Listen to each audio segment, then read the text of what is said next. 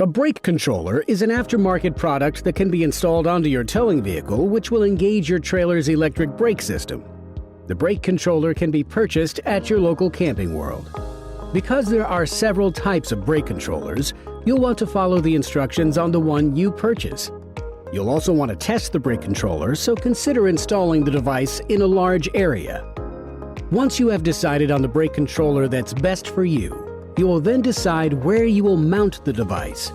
The right side of the steering wheel is a common place to mount the brake controller, giving the driver easy access to engage the brake controller when needed. Place the brake controller bracket on the panel where you have decided to mount it. Mark where it will go and drill out where it will be mounted. Once you have the bracket mounted, slide the brake controller into it and find where you'll run the wires to underneath. Most new vehicles have a brake control jumper harness where the wiring is already taken care of. Follow the wiring directions on the brake controller carefully and connect the wires accordingly.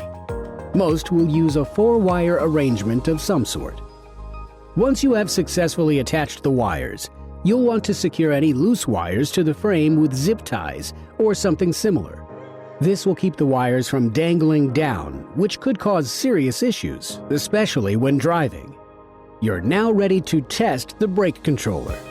Find a large flat area and make sure you are properly hooked up and ready to move. Build up a low speed between 20 and 25 miles per hour.